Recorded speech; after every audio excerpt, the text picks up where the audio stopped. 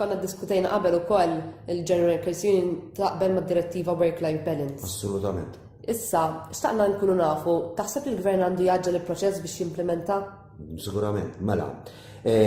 Parti mill-proċess aħna konna tqajna mal-MP Ewropew David Casa, tajtajna l-veduti tagħna, u pereżempju waħda minnhom kienet li x-xahar meta nitkellmu fuq paternity jew xahrejn, għandu jkun hemm parti minnhom li joħodhom ġenitur ieħor li mhux l-om. U nibdew nagħtu aċċess li nagħtu anki il-messaġġ li r-responsabilità tat-tfal mhumiex tal-om biss imma huma tal-ġenituri.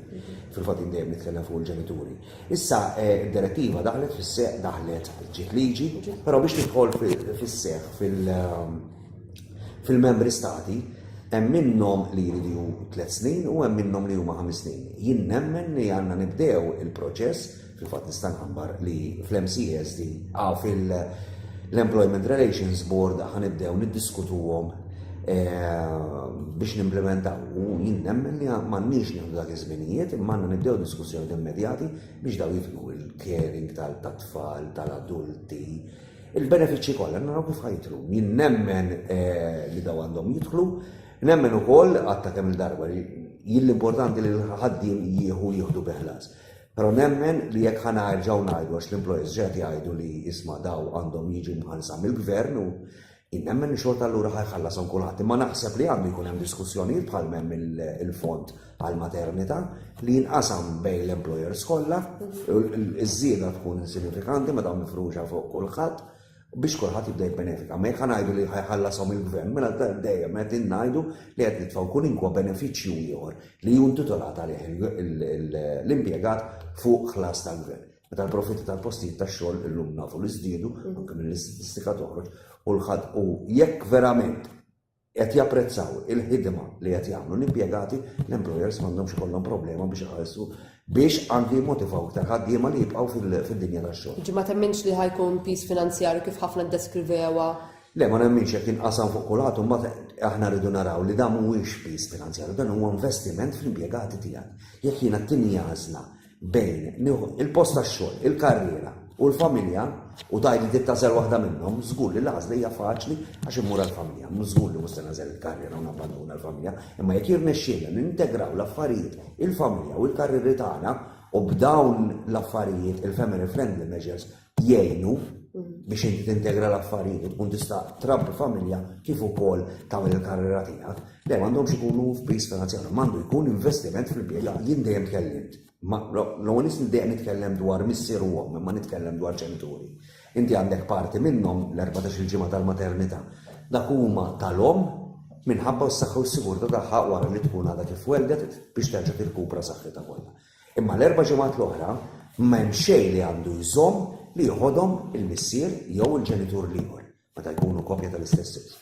Allura, hawnhekk qegħdin ngħidu isma' ugwaljanza partiċipazzjoni sħiħa tal-ġenituri fit-trobbija u fid-doveri tal-familja tagħhom.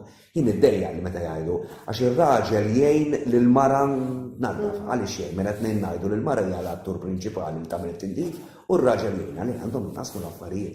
U naħseb illum is-soċjetà tinbidel jiena fejn noqgħod jiena hemm child care facilities u ħafna minnhom li nara fil-għodu ninduna xi sakruni bil-karozza x'jagħmlu da bil-parking. L-induna li jkunu ġenituri il-missier li tiwassal it-tfal. U hekk għandu jkun biex qed jagħmel xejn speċjali qed jaqsam id-doveri bħala familja bħala unit sija fit-trobbija u fit-tmexxija tal-familja. Iva nemmen li daw għandhom jgħinu biex iġibu iktar ugwaljanza u ngħinu wkoll is-soċjetà maħniex nitkellmu biss din id-direttiva ma tiffukax biss fuq it-trobbija tat-tfal imma fuq il-caring tal-ġenitur u tal-adulti. U l-flessibilità fid-dinja tax-xogħol tal-lum kemm taħseb li hija importanti għal ħaddiema? ħafna għax id-dinja meta inti għandek ekonomija globalizzata. Mela kważi llum il-postijiet tax-xogħol għandek ħafna minnhom li huma 24 siegħa kuljum għaddejjin. Qed jikkompetu ma' post ieħor li l-ħin huwa differenti, mela allura il-flessibilità biex jiena inkun nista' naqdi u noħloq bilanċ bejn il-familja u x-xogħol, irid ikun hemm flessibilità. Jekk jiena persuna ngħidilha di persuna li qed pereżempju qed wassal it-tfal fit-8:30 filgħodu, jien ngħidilha isma' inti fit-8:30 filgħodu bil-forsi tkun ix-xogħol.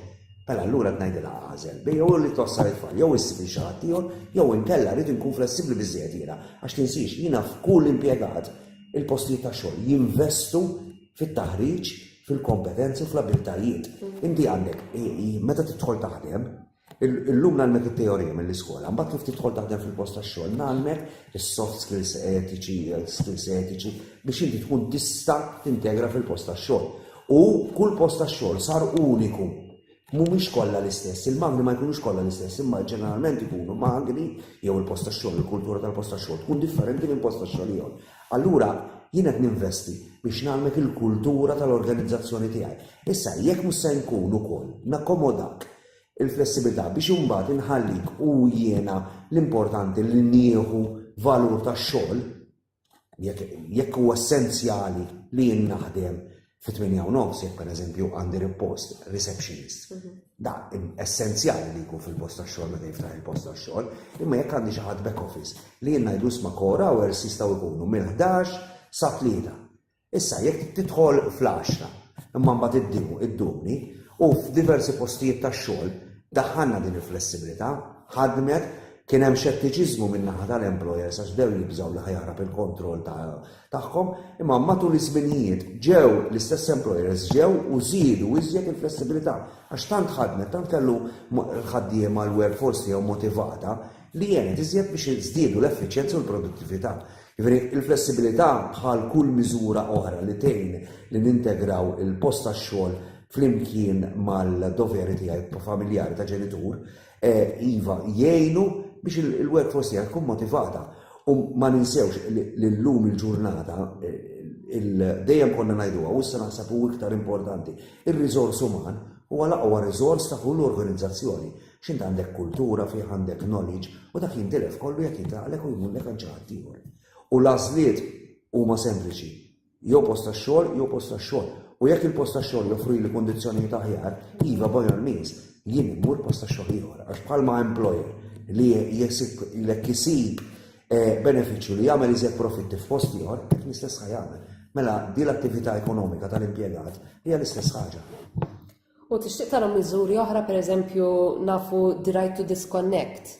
Tajjeb ħafna li semmejt li dal-punt, Ivan naqblu fil-fatt anke bħala Joyous Union kull budget irresqu diversi miżuri, pereżempju irressaqna il-miżura dwar il-medical leave għal persuni li jkunu għaddew mit-trauma ta' kanser. U allura bdejna ngħidu isma' daw għandhom jingħataw għajnuna addizzjonali li speċjali biex ikunu jistgħu wara jieħdu l-kura meħtieġa biex ma jitilqux mill-post tax-xogħol u ma żidlux iżjed problemi. L-istess għamilna dil-ġimgħa ntqajna mal-MP kandidat għall-Ewropa u għall-elezzjoni tal-Ewropa Elix Aġus Saliba fejn da diskutejna u għadna li ħanamlu kampanja ir-right to disconnect. Iva, illum il-ġurnata din naraw ħafna nies dwar l-istess integrazzjoni tal-ħajja u x-xogħol qed issir ħaġa waħda li ħafna nies qed jibqgħu għaddejjin u qed ikollna f'diversi postijiet tax-xogħol li qed ikollna burnouts ta' persuni. Bħala Joyous Union nidejna wkoll kampanja u policy tagħna naħseb l-ewwel trade union li għandna policy dwar il-mental health u anki bħala uffiċjali qegħdin nieħdu courses biex nitgħallmu xi tfisser u x'qed iwassal. U parti minn din il-kampanja huwa right to disconnect li inti f'ħin tieqaf u tajt issa dan huwa l-ħin tal-familja mingħajr ma jkollok obbligi li tirrispondi emails, li tirrispondi mobiles, li tara affarijiet, tara messaġġi imma dak id-dedikat għall-familja biex inti saħħaħ saħħtek ma tinħaraqx inti u ma taffettwax il-familja tiegħek. Għax finalment jekk jiena qed inbagħti minn depressjoni jew qed inħossni burned out, mhux biss il-post tax-xogħol ħajbati, imma il-familja tiegħi ħadbati miegħi li m'għandux ikun. Hija l-kampanja ta' Right to Disconnect naqblu magħha, ressaqna proposta, qegħdin naħsbu jekk għandniex irresqu proposta għall-Parlament jew niddiskutu mal-Onorevoli fil-fattija taqbel, Helena Dalli kelmitna fuqha u qaltilna li taqbel ma' dan il-prinċipju kif ħan immuvjaw forward u biex nagħmlu barrek ħan intaqgħu wkoll mal-music il-ġimgħa d-dieħla biex din l-idea iktar niformula għantu għalaħam biex naraw kif ħammexxuha biex kull ħaddiem ikollu il-dritt tar-right to disconnect. Tajjeb u fl-aħħar mill-aħħar kif qed inti l-ħaddiem jekk m'għandux saħħa mentali il-ġoħsieba, parti mis-saħħa fiżika. Daqshekk Dejjem nitkellmu fuq is-saħħa fiżika xi ħaġa li narawha, imma il-mart mentali hija xi ħaġa li ma taraħiex imma qed tweġġa' ħafna nies. U dal-aħħar qegħdin niltaqgħu ħafna fil-fatt ukoll intqajna mal-Malta Employers Association biex nifformulaw konferenza u proġett biex naraw dawn l-affarijiet u għax taffettwa kemm trade unions u kemm l-employers. Jiena taffettwa l-membru tiegħi, imma l-employer taffettwa l-impjegat tiegħu li huma l-istess ħaġa. Allura flimkien irridu naraw kif insostnu lill-membru u lill-ħaddiema biex ikonna workforce b'saħħitha. Għax workforce b'saħħitha tfisser workforce motivata, soċjetà b'saħħitha u matqu u effiċjenti.